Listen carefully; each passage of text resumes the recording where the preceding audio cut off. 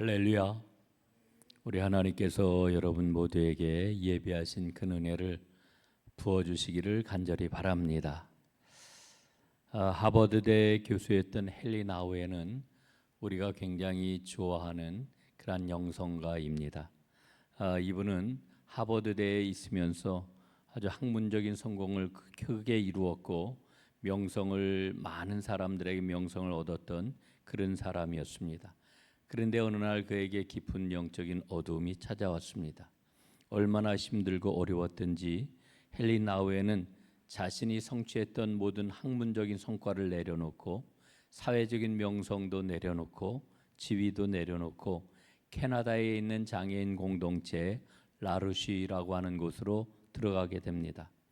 이렇게 모든 것을 내려놓고 장애인을 섬기려 들어가는 헨리 나우엔을 보고 사람들은 위대한 영적 승리자다 이렇게 찬탄을 보냈습니다.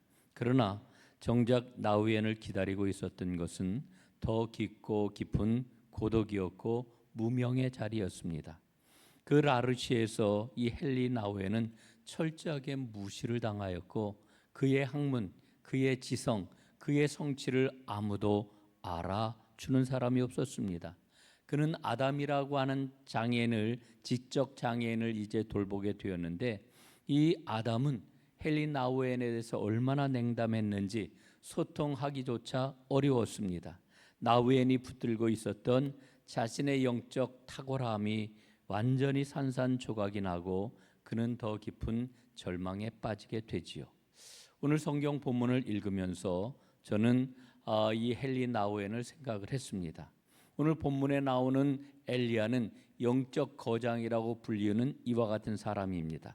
그런데 엘리야가 지금 아주 깊은 영적인 절망의 자리에 빠지고 말았습니다. 갈멜산에서 큰 승리를 거둔 후에 엘리야에게는 뜻밖에도 깊은 영혼의 밤이 찾아왔던 것입니다.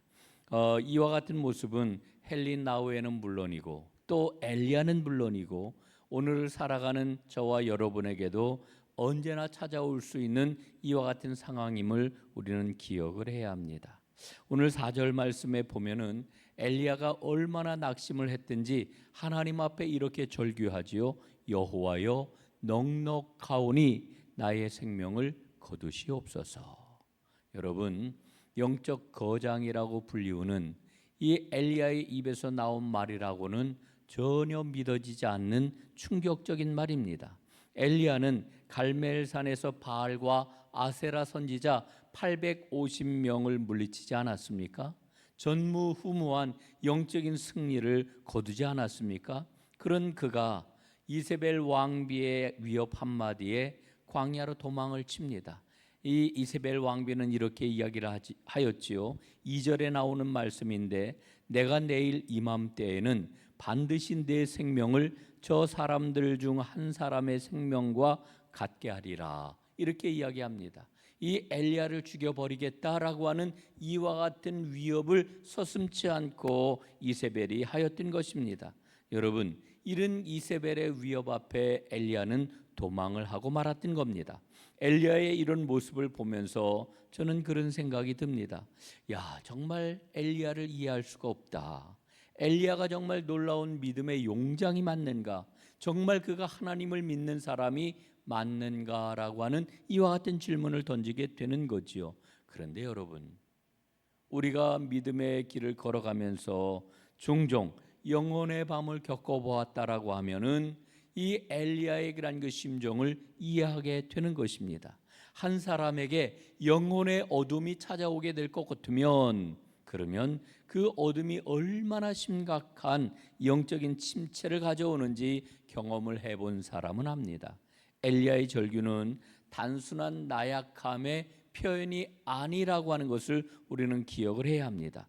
그는 지금 자신의 능력으로는 하나님의 사명을 감당할 수 없다 이렇게 고백을 하고 있는 것이지요. 여러분, 이 상황을 우리는 잘 이해해야 합니다. 엘리야는 지금 불안과 두려움에 휩싸여 있습니다. 그런데 그 낙심의 끝자리, 절망의 끝자리에서 하나님께서는 그를 온전히 붙들어 주시고 이 엘리야는 자기가 하나님의 피조물이라고 하는 것을 다시 한번 돌이켜 발견을 하게 되는 것이지요. 여러분, 하나님의 돌보심이 아니면은 인간은 어느 누구도 자신을 유지할 수 없는 존재라고 하는 것을 오늘 우리는 엘리야의 모습을 통해서 발견할 수가 있습니다. 엘리야는 자신의 생명을 보존하기 위해서 도망을 치지 않았습니까? 이세벨 왕비가 내일까지 내 목숨을 내가 반드시 아스리라 하는 이와 같은 위협 앞에 엘리야는 어떻게 해서든지 자기의 목숨을 부지하기 위해서 도망을 했던 것 아닙니까? 그랬던 그가 지금 로뎀 나무 아래 쓰러져서 하나님, 차라리 나의 목숨을 거두어 가 주십시오, 이렇게 절규를 하고 있는 겁니다. 여러분, 이 절망의 자리에서 하나님께서는 오히려 하나님의 반전을 시작하고 계시지요. 여러분, 하나님의 놀라운 반전이 오늘 우리는 엘리야의 말씀을 통해서 발견해야 되는 아주 굉장히 중요한 주제라고 하는 것을 우리는 이미 알고 있습니다. 그런데 먼저 꼭 기억을 해야 될 게 있습니다. 하나님께서는 엘리야를 이 갈멜산 전투라고 하는 영적 대전투로 단번에 보내신 것이 아니었다라고 하는 사실을 한번 기억을 해볼 필요가 있습니다. 하나님께서는 이 엘리야를 갈멜산에 보내시기 전에 3번의 중요한 믿음의 훈련을 시키셨습니다. 하나님의 역사를 위한 준비 과정이었던 것이지요. 여러분이 준비 과정을 통하여서 하나님께서 엘리야에게 주시는 그 메시지가 무엇이었겠습니까? 그것은 바로 믿음을 사용해라 하는 겁니다. 여러분, 믿음은 사용하는 겁니다. 믿음은 사용해야 되는 것입니다. 하나님의 계획은 아합 왕의 악한 통치를 끝내시는 것이었습니다. 그래서 엘리야를 부르셨습니다. 악한 아합의 왕권과 그를 옹호하는 세상 질서를 재편하시기 위해서 하나님께서는 엘리야를 부르셨다라고 하는 거지요. 그러기 위해서는 하나님께서는 먼저 엘리야를 훈련시키십니다. 믿음을 제대로 사용하는 사람으로 엘리야를 연단시키셨다라고 하는 거지요. 그 3번의 연단 과정이 어떤 것입니까? 첫 번째는 그리시네가의 훈련이었습니다. 하나님께서는 엘리야를 부르신 다음에 그에게 첫 번째 사명을 주시죠. 그의 입에 어떤 말씀을 주셨습니까? 이스라엘 땅에 수년 동안 비도 내리지 아니할 것이고 이슬도 내리지 아니할 것이다 라고 하는 이와 같은 말씀을 주십니다. 그 말씀을 선포하게 하십니다. 가뭄을 선포하게 하시고, 그리고는 엘리야를 그리시네가로 불러 그리시네가에 숨게 하시지요. 숨은 이 엘리야에게 하나님께서는 어떻게 하셨습니까? 아침과 저녁으로 까마귀를 보내주셨습니다. 그 까마귀를 통해 가지고 떡과 고기를 통해서 엘리야의 목숨을 부지하게 해주셨습니다. 여러분, 이 까마귀를 통해서 떡과 고기를 공급해 주시는 하나님, 엘리야에게 무엇을 말씀하시는 겁니까? 믿음은 하나님이 먹이신다는 것을 경험하는 데서 시작된다. 여러분, 하나님은 우리를 먹이십니다. 우리의 양식을 책임지십니다. 이게 바로 믿음의 시작이다, 이렇게 일러주고 있는 거죠. 두 번째는 사르밧 과부의 집에 머무는 훈련을 하게 하십니다. 이 열왕기상 17장 8절부터 16절까지의 말씀에 나와 있는데, 여러분, 기근 중에 먹을 게 다 떨어진 과부 한 사람이 있었습니다. 그 과부는 자기에게 있는 한 움큼의 밀가루와 그리고 한 방울의 그러한 그 기름을 가지고 마지막 떡을 구워 먹고 이제는 죽어야 되겠구나, 이런 마음을 가지고 불을 뗄 나뭇가지를 줍기 위해서 시내가에 나왔다가 누구를 만나요? 엘리야를 만나게 됩니다. 그런데 엘리야가 그 과부에게 뭐라고 이야기를 하느냐 하면은, 여인이여, 지금 너에게 있는 그 마지막 가루와 마지막 한 방울의 기름을 가지고 떡을 만들어 내게로 가져오라, 이렇게 이야기를 합니다. 여러분, 도무지 이해할 수가 없는 그런 요청이지요. 이해할 수가 없습니다. 지금 먹을 게 다 떨어져 간신히 이제 마지막 그 끼니를 때우려고 하는 그 여인에게 남은 그 마지막 양식을 가져오라고 이 하나님의 사람 엘리야가 말하는 것, 여러분 이해가 되십니까? 그런데 전혀 이해가 되지 않는 이와 같은 상황인데 이 여인이 엘리야의 말에 순종합니다. 그 말을 따릅니다. 그래서 그 마지막 떡을 구워 가지고는 엘리야에게 가져오게 되지요. 여러분, 그런데 이렇게 이 과부가 순종하는 이 일을 통해 가지고 하나님께서는 이 여인에게 놀라운 기적을 베푸시지요. 밀가루가 떨어지지 않습니다. 기름병의 기름이 마르지를 않습니다. 그리고 기근이 계속되는 내내 이 여인은 그 밀가루와 그 기름을 통하여서 생명을 유지할 수가 있었던 거지요. 이 기적을 통해서 하나님은 말씀하고 계십니다. 하나님의 공급은 끊임없이 이어진다. 그 하나님을 신뢰해라. 그 하나님을 의지해라.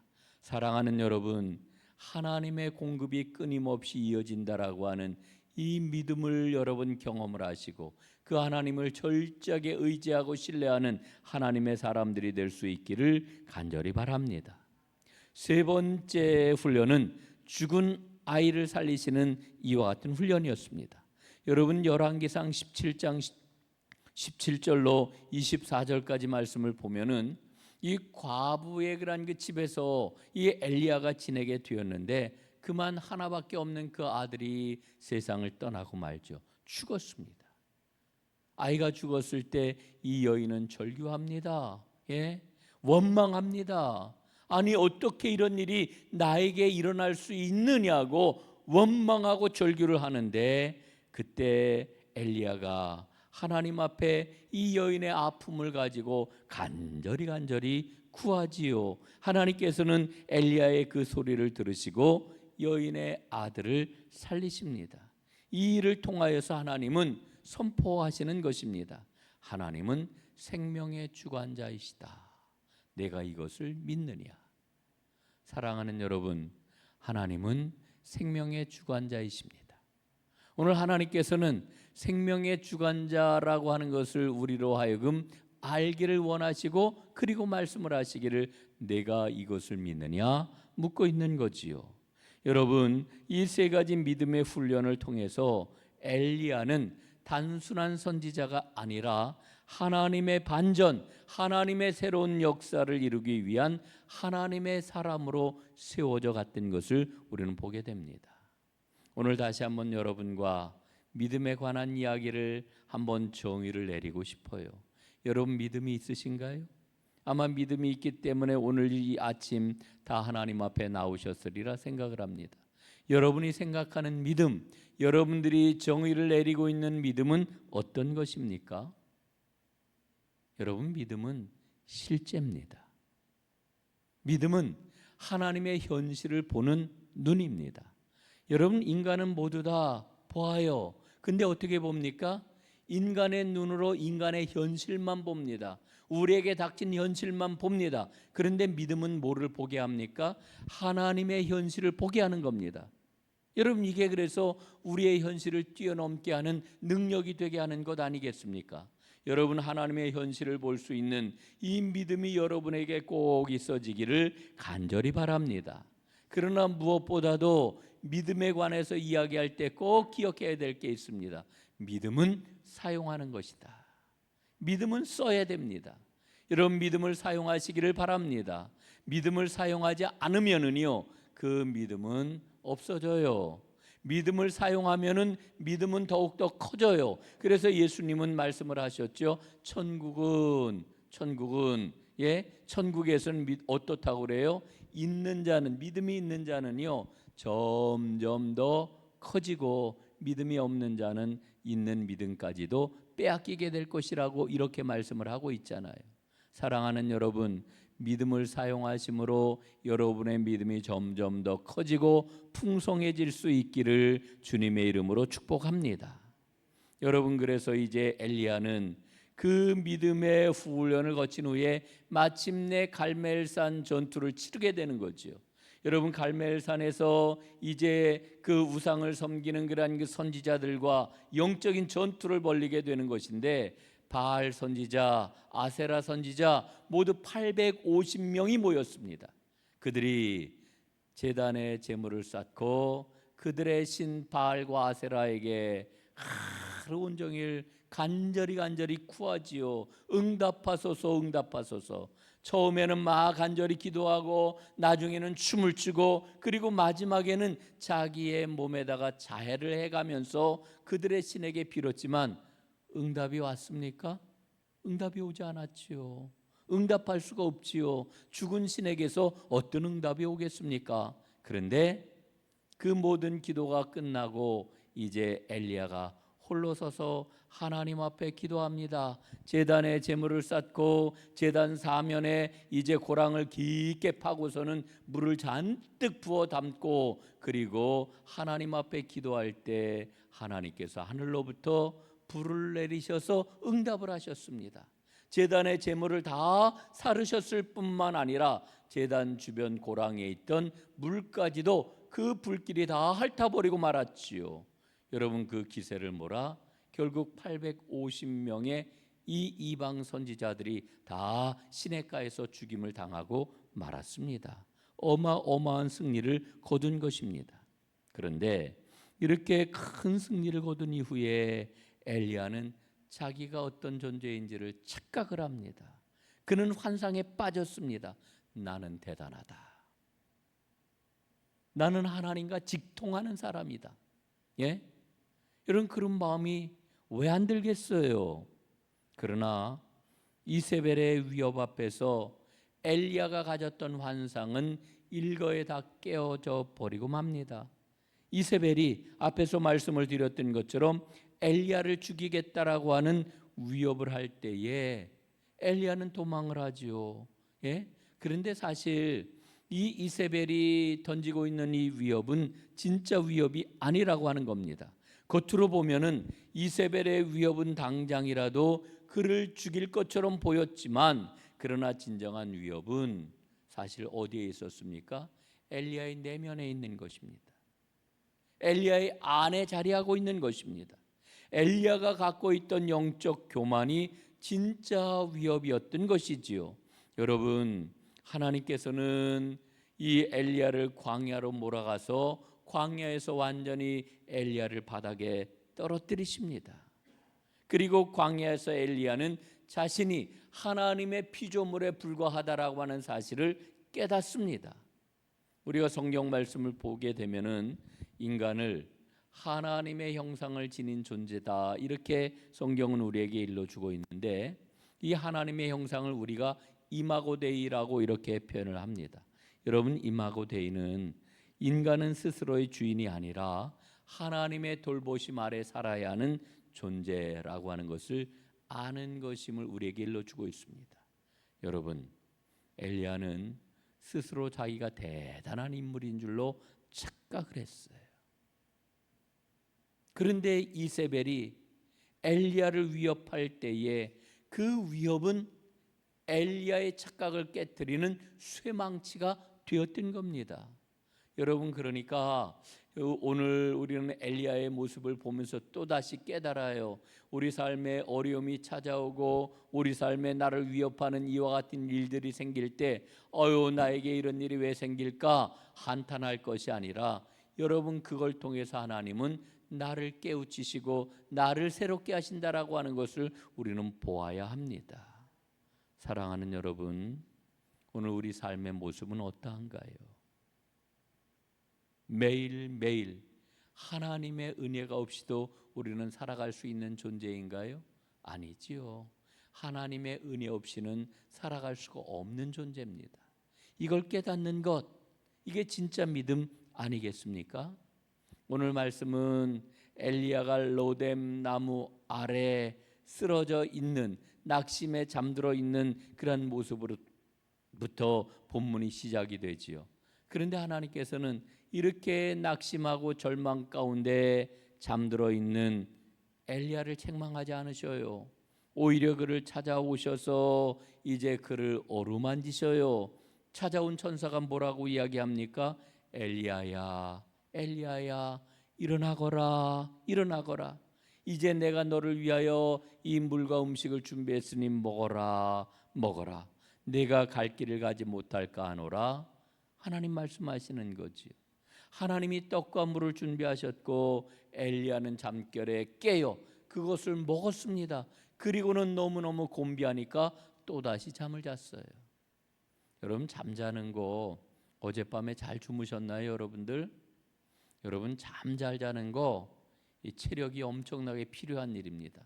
우리는요, 잠자는 게 우리의 피로를 푸는 그런 그 시간이라고 생각하는데 맞아요. 맞는데 여러분, 우리 육체적인 그런 그 피로나 우리의 마음속에 있는 모든 아픔이나 이런 게 잠을 통해 가지고 다 해소가 되는데, 그때도 우리에게 뭐가 필요할까요? 힘이 필요해요. 체력이 필요해요. 여러분, 그래서 젊었을 때는 잠을 잘 자는 거예요. 그냥 눈만 붙이면은 언제 아침이 되었는지 모르고 깊은 잠을 자잖아요. 근데 여러분 어떻습니까? 나이를 점점 먹어가면은요, 중간에 막 깨요. 깨서 잠도 이루지 못하고 이리 뒤척 저리 뒤척. 여러분, 이런 그 모습들을 우리가 정말 자주 경험을 하지 않습니까? 그래서 제가 깨닫는 게, 야, 잠자는 것도 체력이 필요하구나 하는 그런 그 생각을 갖습니다. 엘리야가 지금 물과 떡을 먹고 다시 잠이 들었어요.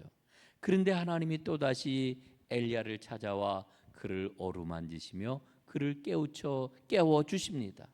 여러분, 이 하나님의 모습이 얼마나 자비롭고 얼마나 다정스럽습니까? 죽음에 가까운 엘리야를 하나님께서는 부드럽게 어루만지시면서 이렇게 부르시지요. 일어나 먹으라. 내가 아직 가야 할 길이 있구나. 예? 사랑하는 여러분, 하나님이 말씀하시는 그 길은 어떤 길일까요? 단지 눈앞에 그가 해야 할 어떤 사역을 가리키는 이런 말이 아닙니다.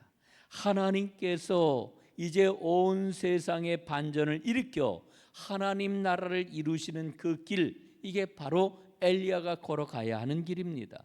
새로운 시대를 열어야 하는 순종의 길이라고 하는 것이지요. 여러분, 엘리야는 다시 일어났습니다. 그리고 호렙산에서 하나님의 세미한 음성을 듣습니다. 하나님은 세미한 음성을 통해 가지고 엘리야에게 새로운 사명을 주고 계시지요. 하사엘과 예후와 엘리사에게 기름을 부어라, 이렇게 하나님 말씀하셔요. 하사엘에게 기름을 부어 그로 하여금 아람의 왕이 되게 하라. 예후에게 기름을 부어 그로 하여금 이스라엘의 왕이 되게 하라. 그리고 엘리사에게 기름을 부어 너의 뒤를 이어 선지자가 되게 하라 말씀을 하십니다. 여러분, 지금 기름을 부으라고 하는 이 하사엘과 예후와 엘리사는 누구입니까? 이 세 사람은 아합 왕의 잘못된 바알을 숭배하는 이 세상을 종결시킬 하나님의 종들이라고 하는 것이지요. 여러분, 이들은 불의한 세상을 만들었고 불신앙의 시대를 이제 만들었던 사람들입니다. 이 시대를 종결시킬 하나님의 반전의 전략, 이게 바로 하사엘과 예후와 엘리사라고 하는 것을 엘리야에게 말씀해 주고 있는 것이지요. 하나님은 이 일을 이루시기 위해서 엘리야를 일어서게 하시는 거예요. 엘리야는 절망의 자리에서 일어났습니다. 다시 하나님의 사람으로 우뚝 서게 됩니다. 사랑하는 여러분, 혹시 지금 로뎀 나무 아래 쓰러져 있지는 않으신가요? 그 옛날 엘리야를 찾아오셨던 하나님이 오늘 여러분을 찾아오시는 줄로 믿습니다. 그 옛날 엘리야에게 말씀하셨던 그 하나님이 오늘도 여러분에게 말씀하시는 줄로 믿습니다. 사랑하는 나의 아들아, 사랑하는 나의 딸아, 일어나 먹으려무나. 내가 너와 함께 있지 않니? 갈 길이 먼데 일어나거라, 일어나거라. 나는 너와 함께 세상을 새롭게 하고 싶구나. 하나님 나라를 이룬 이 반전의 여정에 내가 나와 함께하면 참 좋겠구나. 하나님 이렇게 말씀을 하십니다. 하나님의 이 음성을 들을 수 있는 하나님의 사람들이 될 수 있기를 간절히 바랍니다. 오늘 여러분을 찾아오셔서 여러분을 일으키시는 그 하나님, 길을 돌이켜 하나님이 가시는 곳 다메섹으로 길을 돌이켜 나와 함께 가자 말씀하시는 그 하나님의 음성을 듣고 여러분 일어나셔서 하나님이 지시하시는 그곳을 향해 힘차게 나아가는 하나님의 사람들이 모두 다 될 수 있기를 주님의 이름으로 축복합니다. 기도하겠습니다. 살아계신 하나님 감사합니다.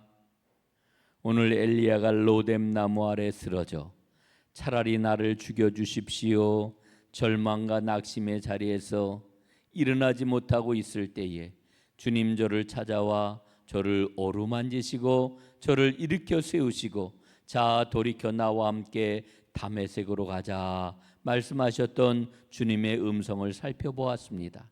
그 음성이 오늘 나에게도 임하고 있는 줄로 믿습니다. 그 음성을 듣게 하여 주옵소서. 그리고 주님과 함께 다메섹을 향하여 일어나는 하나님의 사람들이 모두 다 되게 하옵소서. 하나님의 반전을 이루는 일에 이 어려운 시대 가운데 하나님 앞에 쓰임 받는 하나님의 귀한 종들이 다 되게 하옵소서. 예수님 이름으로 기도드리옵나이다. 아멘.